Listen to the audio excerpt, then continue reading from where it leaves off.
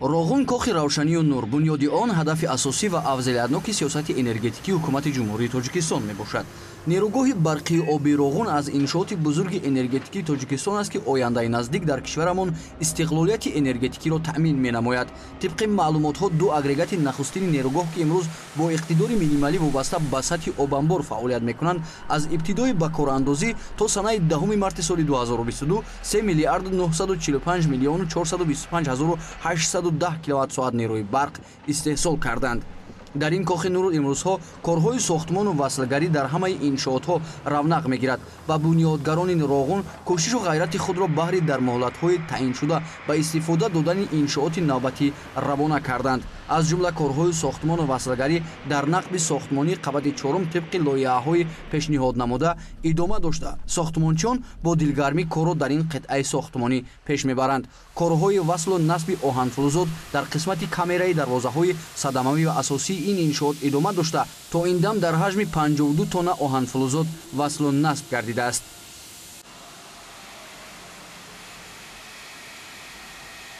дар майдончаи сохтмонии рақами 5 қисматҳои зонуқубури ҷаббандаи гидроагрегати рақами 3 ва майдончаи васлгарии толори мошинҳо интиқол дода шудааст ва ҷамъоварии онҳо идома дорад.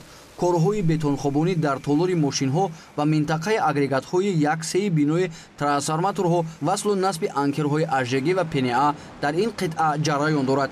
сохтмончиён бо сифати баланд корҳои марбутаи иншоотро ба сомон мерасонанд. корҳои нақбканӣ ва мустаҳкамкунии муваққатӣ дар иншооти камераи васлгарии турбинаҳо ба анҷом расида омодагӣ барои хобонидани бетони конструктивӣ давом мекунад. бунёдгарони роғунро мисли ҳамеша мусоидату дастгириҳои роҳбарияти олии кишвар пешвои муаззами миллат муҳтарам эмомалӣ раҳмон рӯҳу илҳоми тоза мебахшад.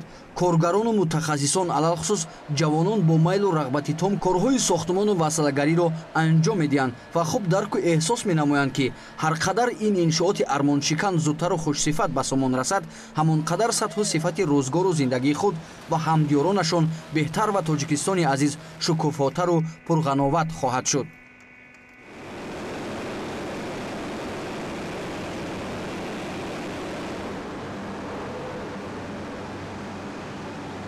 дар минтақаи сарбанд корҳои хобонидани маводи шағалзамин дар қисмати бф поёни призмаи такядевори поёнӣ дар сатҳҳои 977 метр 978 метр идома дошта дар моҳи феврал дар ҳаҷми 450 метри кубӣ шағалзамин хобонида шудааст. корҳои сохтмону васлгарӣ дар қитъаи ядрои асосии сарбанд низ ҷараён дошта корҳои заминӣ ва тоза намудани паҳлӯҳои кӯҳҳо, анкергузорӣ ва торкретпошӣ дар қисматҳои соҳили рости ядрои асосӣ дар сатҳҳои 1018 метр 1008 метр идома доранд. корҳои заминӣ ва тозакунии қабати таҳкурсии бетонии ядрои асосӣ аз қисмати соҳили чап шурӯъ гардида дар сатҳи 971 метр давом мекунад.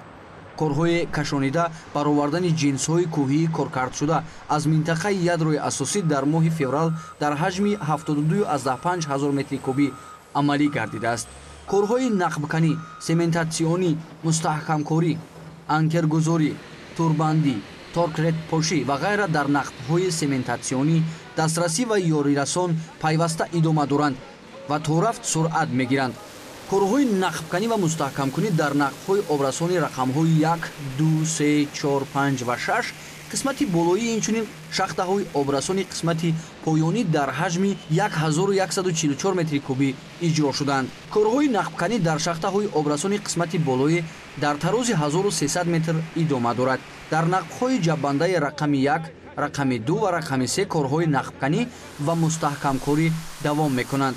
корҳои ҳафорӣ нақбҳои дастрасии сементатсионии соҳили рост дар ҳаҷми 5242 метри мураббаъ иҷро шуданд. корҳои ҳафорӣ нақби сементатсионии соҳили чап дар ҳаҷми 950 метри мураббаъ иҷро шуданд.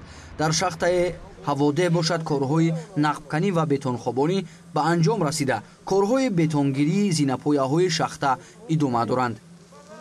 дар баромадгоҳи нақби сохтмонии қабати сеюм бошад корҳои заминӣ ва мустаҳкамкории канораҳои кӯҳ аз ҷониби ширкати пудратии вахш сохтмон идома дорад. дар моҳи феврал 2582 метри мураббаъ хобонидани бетон, 936 метр гузоштани анкерҳои пна ва ажг ва 585 метр гузоштани қубурҳои заҳкаш иҷро гардиданд.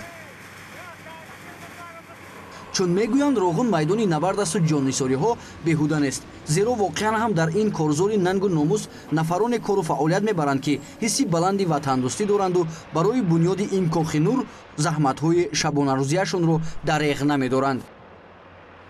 бунёди нерӯгоҳи барқи обии Роғун армони миллат асту имрӯз ҳар фарди худшиносу худогоҳ бо истифода аз сиёсати хиратмандонаи асосгузори сулҳу ваҳдати миллӣ пешвои миллат президенти ҷумҳурии Тоҷикистон муҳтарам Эмомалӣ Раҳмон азму талоши худро баҳри ноил шудан ба ҳадафҳои созанда равона мекунад, зеро фардои дурахшони Тоҷикистони соҳибистиқлол аз бунёди нерӯгоҳи барқи обии Роғун вобастагии мустаҳкам дорад.